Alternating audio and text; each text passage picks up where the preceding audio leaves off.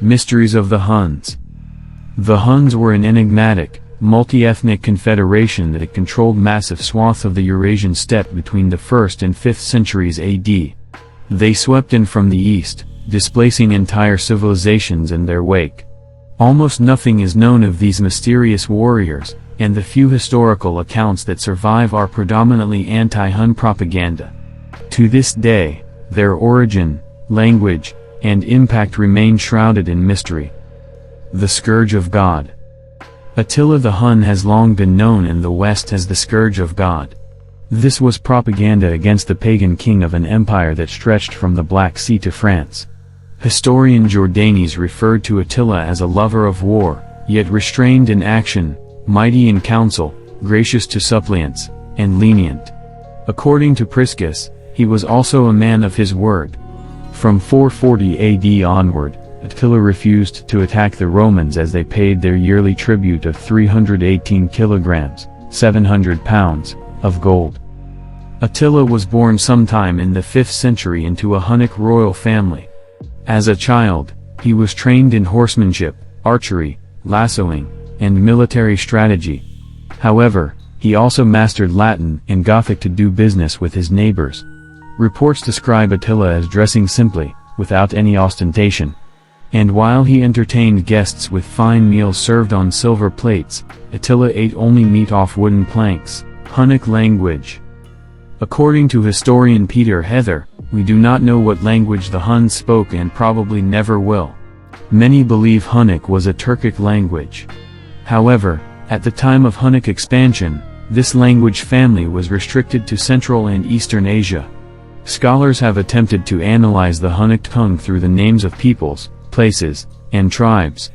However, most of these monikers come from a period when Germanic had become the lingua franca of the Huns. Chinese annals state that Hunnic was very similar to the language of the Tols, a Turkic tribe. Modern Chinese researchers define it as a Proto-Altaic language. The Byzantines claimed that Hunnic was the same as the language of the Avars, Bulgars, and Seculars, the latter of whom claim descent from European Huns. Others believe Slavic speakers are the true inheritors of Hunnic. The reality is that the Huns' enigmatic language is preserved across many Eurasian steppe tongues. Xiongnu. Between 300 BC and 450 AD, a mysterious group of steppe warriors known as the Xiongnu terrorized China. Repeated invasions by these barbarians prompted the construction of fortifications that would later become the Great Wall. To this day, the identity of the Xiongnu remains a mystery. The prevailing theory holds that they were Siberian Mongols. Others believe they were either Turkic, Tocharian, Uralic or some melange of all of these. One theory holds that the names Xiongnu and Hun have the same origin. In 129 BC, war broke out between the Xiongnu and the Han Empire. Eventually, the Han won, destabilizing the kingdoms of their northern neighbors. The Xiongnu faced a civil war between 60 and 53 BC. In AD 89, after the Battle of Ekbayan, the southern Xiongnu became part of the Han Empire, while the northern Xiongnu were expelled from Mongolia. Some believe they continued west, where they became the Huns, the Hunnic war machine. The Huns were among the most feared horsemen to ever cross the steppes. Their cavalry consisted of horseback archers made up of lesser nobles and their retainers. They wore loosely woven garments and light armor with either sewn on scales or linked plates. Accounts state that the armor could sustain blows from the front but was vulnerable around the armpits, suggesting a sleeveless design. The majority of Huns were simply equipped. Nobles and mercenaries could afford more outlandish garb and gear. During the 4th century, the Huns pushed westward. First, they encountered the Alans, whom they decimated. The Huns incorporated the few surviving Alans into their ranks and continued on to the lands of the Goths. In the 370s, the Huns demolished the Goths, and Groton king Ermaneric committed suicide. The Huns pushed the Goths up to the banks of the Danube, right on the Roman Empire's doorstep. Hunnic Stonehenge. In 2016, archaeologists announced the discovery of a 1,500-year-old stone complex in Kazakhstan, built by the Huns. Located on the Caspian Sea's eastern shore, Altinkoskun is larger than 200 American football fields. The site's smallest stones measure 4.2 meters by 4.2 meters, 14 feet by 14 feet. The largest are astronomical, reaching 34 meters, 112 feet, by 24 meters, 79 feet. Carvings of creatures and weaponry adorn select stones. Researchers also discovered a silver saddle cloaked in images of deer, wild boar, and mysterious beasts of prey. Researchers believe the designs, or tamash, were initially carved into the leather before they were glued to wooden boards. Finally, silver plates were laid over the shapes. The site was initially found by a local man using a metal detector in 2010. Researchers also discovered 2 bronze pieces, which were probably part of a whip. At the time the complex was built, the Huns were migrating across the steppes from their homelands in the east toward Europe. Attila the Hoax. In March 2014, archaeologists announced that they had found the tomb of Attila the Hun. Construction workers laying the foundations for a bridge in Budapest discovered an ancient burial chamber. The 6th century sepulchre contained horse skeletons, a sword of meteoric iron, and various Hunnic grave goods, along with human remains. According to historian Albrecht Rumskin of Budapest's Lorándötvös University, the find was absolutely incredible and definitely seems to be the resting place of the almighty Attila. Slight problem: there is no Albrecht Rumstein, and the remains belonged to a Chinese Ming-era mummy. The story was a promotional stunt by the fake news site World News Daily Report.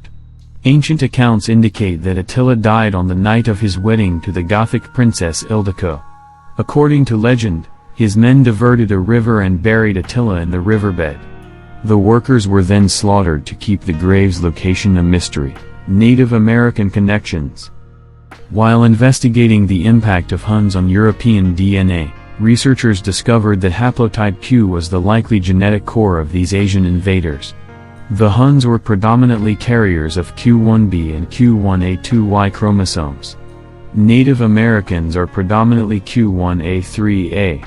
This suggests that Huns and Native Americans share an ancestor from about 18,000 years ago, most likely from the Altai Mountains. Not every Hun was a Q. Accounts note that they were a multi-ethnic confederacy.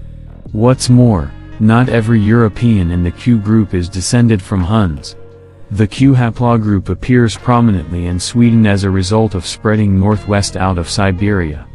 Unlike the Mongols, the Huns did not have an Asian homeland to return to. As a result, they assimilated into the cultures they encountered and left descendants across the steppes. In Eastern Europe, Q1b and Q1a2 cluster just east of the Rhine and north of the Danube, corresponding to Hunnic territories, White Huns. In the mid-5th century, Central Asian warriors known as the White Huns descended upon the Indian subcontinent. Until the arrival of Muslim conquerors in the 12th century, these Huns were the ruling class of Pakistan and northern India. The foreign conquerors were absorbed into Hindu culture. However, the Hun invasions broke the local chain of historical tradition. Some sources go so far as to say, no authentic family or class traditions go back beyond the Huns. Little is known of these White Huns. Most Chinese sources trace their origins to southern Kazakhstan. Others indicate central China. In a 6th century account by Procopius of Caesarea, they were Hunnic in both stock and name. Most believe that white does not refer to complexion but rather to geographic orientation. The northern Huns were known as the Black Huns, the southern Huns were blue and green, and the White Huns came from the west, Hungary and the Huns. Every 2 years, the Hungarian village of Bugak holds a summer festival known as Kurultai. In 2016, this tribal assembly of Hun Turkic nations saw 250,000 attendees from around the world. However, the festival was primarily attended by Hungarians, proud to celebrate their deep connection to the East. The Magyar, originally from Central Asia, settled in Hungary around 900 AD, 4 centuries after the death of Attila. However, Hungarian lore has long maintained that the Magyar were descendants of the Huns. In the 19th century, the idea that Hungarians have Central Asian origins developed into a movement called Turanism. Its roots were deeply political and were used as ammunition in the struggle for the nation to liberate itself from the Germanic Habsburg Empire. To this day, Attila is considered the father of the Hungarian nation. The Attila the ancestor theory is far more glamorous than the competing idea that obscure Finno-Ugric tribes gave rise to modern Hungarians, unicorn color. In December 2014, the Kyrgyzstan Ministry of Culture announced that a 5th century Hunnic gold collar recently sold by Sotheby's had been taken from the country illegally. On December 3, the unicorn collar sold for a staggering $380,215. Sansesbay Unicorn acquired the woven gold necklace set with glass and garnets around 1890. The high-status artifact with dragonhead terminals remained in his family's collection in Bratislava until 2013. East Hunnic jewelry is extraordinarily rare. Finding a complete royal collar in the homeland of the Huns is nothing short of spectacular. The Huns introduced dragon and beast head terminal necklaces and torques with their expansion west. This style of jewelry has popped up from Central Asia to the Carpathians. The Huns were master goldsmiths. However, they relied on imported, pre-cut stones, like the ones in the unicorn collar. It is unknown whether the piece was intended for a man or a woman.